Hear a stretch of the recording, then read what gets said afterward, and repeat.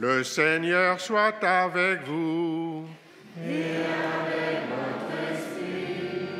Évangile de Jésus-Christ selon saint Jean. Gloire à toi, Seigneur.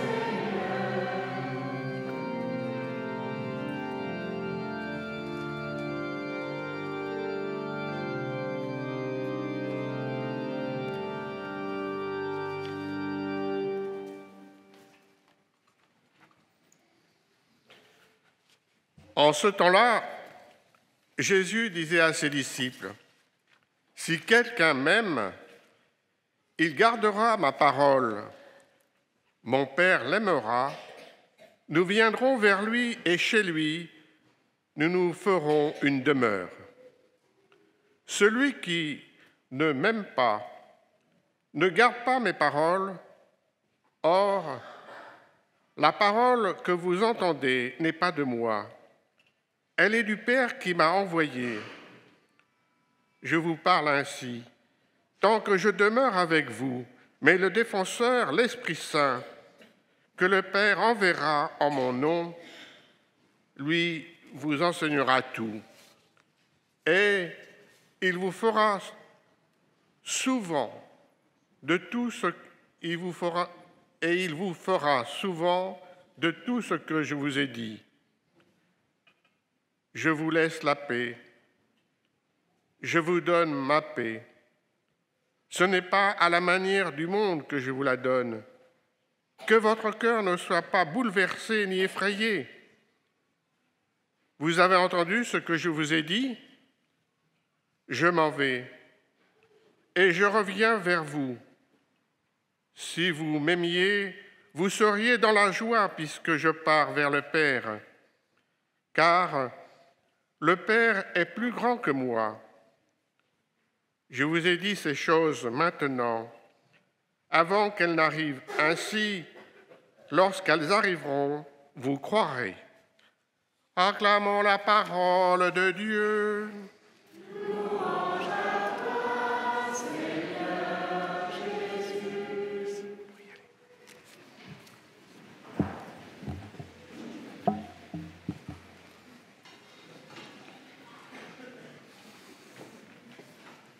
Tu as entendu ce que je t'ai dit? Tu as entendu ce que je t'ai dit? Tu as entendu ce que je t'ai dit? Ça n'arrive jamais chez vous, hein, dans la famille, quand on dit ça. Je t'ai parlé. Je t'ai parlé. Deuxième situation. S'il te plaît, fiche-moi la paix. Et est-ce que je peux avoir 5 minutes de paix? Ça n'arrive pas chez vous, ça arrive chez les autres. Et à l'école, peut-être aussi, ça arrive, hein? N'est-ce pas? À partir de ces deux situations que nous connaissons bien dans la vie courante, je vais aborder 3 choses. Aimer, la paix et l'Esprit Saint. Aimer d'abord. Dans l'Évangile que nous venons d'écouter, Jésus dit à ses disciples aussi cette phrase « Vous avez entendu ce que je vous ai dit ?» Tout au long de sa vie publique, Jésus parle à ses disciples pour les former, les enseigner. Il fait découvrir à ses apôtres le chemin qu'il faut prendre pour le suivre. Pour cela, il emploie différents moyens, en particulier les paraboles. 2 paraboles que nous connaissons bien. Rappelez-vous d'abord la parabole du bon samaritain. Le bon samaritain est attentif aux blessés qui est au bord de la route et qui a été agressé par des brigands. Le Samaritain le secourt, lui donne les premiers soins, le met sur son âne et puis le confie à l'hôtelier. Jésus rappelle ainsi aux disciples que la charité, c'est-à-dire l'amour des autres, ne passe pas par le discours sur la charité, mais par des actes concrets, des gestes concrets d'attention, de soin et donc d'amour. Jésus montre quel est le chemin vers Dieu. Aimer. Autre parabole que nous connaissons très bien, le jugement dernier. Le berger, c'est-à-dire Dieu, dit aux brebis, « Venez les bénis de mon Père, recevez en héritage le royaume préparé pour vous, car j'avais faim et vous m'avez donné à manger. J'avais soif et vous m'avez donné à boire. J'étais un étranger et vous m'avez accueilli. J'étais malade et vous m'avez visité. » Nous connaissons bien cette parole. Mais comment la vivons-nous concrètement dans notre vie chaque jour? Jésus n'a cessé de redire à ses disciples, et il nous le redit ce matin à nous tous, à chaque instant et aussi chaque dimanche, aimer, aimer, aimer, sans barrière, sans préjugés, sans frontières, sans limites. Jésus nous parle à nous aujourd'hui, est-ce que nous l'entendons? Jésus nous redit ce dimanche encore dans l'Évangile, « Si quelqu'un m'aime, il garde ma parole, mon Père l'aimera, nous viendrons vers lui et chez lui, nous nous ferons une demeure. » Si vous aimez, Jésus et son Père feront leur demeure dans votre cœur, dans votre vie. Mais cet amour intimement, solidement attaché, uni, enraciné, à un autre amour qui lui est semblable, l'amour du Père. Jésus le dit à ses disciples, quand on lui pose la question « Quel est le plus grand commandement ?» Et il répond « Tu aimeras le Seigneur ton Dieu de tout ton cœur, de toute ton âme, de tout ton esprit, de toute ta force. Et le second, tu aimeras ton prochain comme toi-même. Il n'y a pas de commandement plus grand que ces deux-là. » La source de l'amour, c'est Dieu. Sa source irrigue notre amour humain. Aimer Dieu et s'aimer les uns les autres. Cela veut dire très concrètement qu'être fidèle à la parole de Dieu, c'est se mettre au service les uns des autres, en nous laissant irriguer par l'amour de Dieu. Mettons-nous donc concrètement au service les uns des autres, au sein de notre couple, au sein de notre famille, au sein de notre paroisse. Il y a tant à faire au service des autres, dans la société, dans l'école, au collège, au lycée, à l'université, dans le quartier, dans la vie associative, dans la vie professionnelle. Dieu, source de l'amour, est au cœur et dans le cœur de ceux et celles qui aiment. Jésus le dit à ses disciples, « Celui qui aime est né de Dieu et connaît Dieu. Aimer, c'est vivre de Dieu et connaître Dieu. » Viciane et Oriane,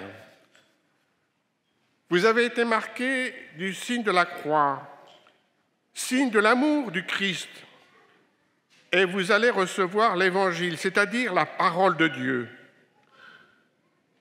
Écoutez Jésus, écoutez la parole de Dieu. Par sa parole, il vous apprend à aimer dans votre vie. Lola, Manon, Louis, Camille, Oxane, Diego, vous allez recevoir pour la première fois le pain de la vie. Dieu se donne à vous pour que votre vie soit nourrie de son amour. que son amour rayonne et illumine vos vies. Valentin, tu vas prononcer ta profession de foi. Vis ta foi en te nourrissant de la parole de Dieu et en témoignant chaque jour de l'amour de Dieu dans toute ta vie. Le deuxième point, c'est la paix. Rappelez-vous ce que je disais tout à l'heure, cette phrase que nous entendons souvent dans nos familles ou à l'école. Est-ce que je peux avoir la paix 5 minutes? La paix souhaitée, demandée, est ici avoir du silence, du calme, de la tranquillité. C'est ne pas avoir de bruit, de chahut, de brouhaha. Cette paix-là, c'est la paix des hommes. Elle est souvent une tentative de réduire les conflits, les tensions entre deux personnes, deux groupes, deux peuples. On essaie d'avoir un compromis. Est-ce une paix durable? Les guerres se terminent par des armistices plus ou moins longs, un pacte de non-agression, des accords négociés à l'avenir incertain. La paix des hommes est fragile, vulnérable, boiteuse, temporaire. Un écrivain d'une pièce de théâtre fait dire à un personnage de sa pièce ces mots pleins de bon sens, mais réalistes. La paix est l'intervalle entre deux guerres. Et un autre écrit ceci, l'objet de la guerre, c'est la paix. La paix de Dieu n'est pas la paix des hommes. Jésus nous le dit dans l'Évangile. Je vous donne ma paix. Ce n'est pas à la manière du monde que je vous la donne.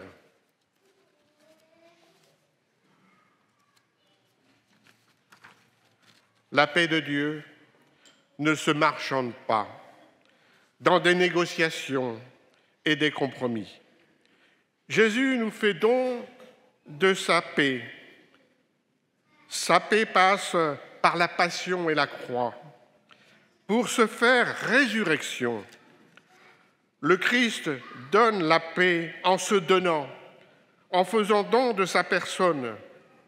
La paix du Christ ne constitue pas un maintien d'ordre, mais au contraire, la paix du Christ, c'est se démettre de soi-même et se mettre en état de serviteur, en tenue de service.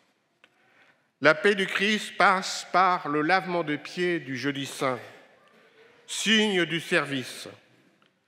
C'est en passant par la croix que le Christ donne sa paix.